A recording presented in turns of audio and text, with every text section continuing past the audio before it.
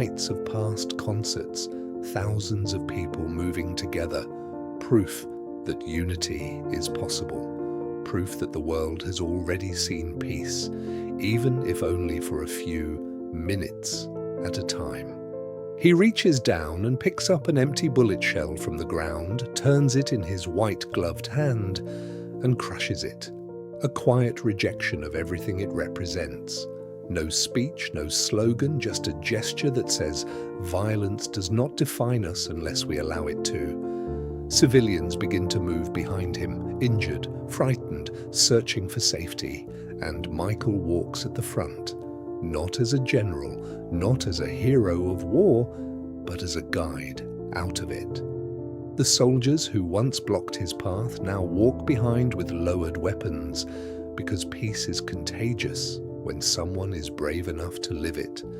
From above, the battlefield starts to look different, less like a place of conflict and more like a path of evacuation, a movement away from destruction toward survival. And at the center of that movement is a man who built his legacy not on power, but on empathy. Michael Jackson spent his life asking the world to heal itself, writing songs that sounded like dreams but were actually instructions. Care for children, protect the planet, see each other as equals. And here those ideas are no longer lyrics, they are actions in the dust. He was one of the loudest voices for peace without ever shouting about war, because he understood that the opposite of violence is not silence, it is compassion.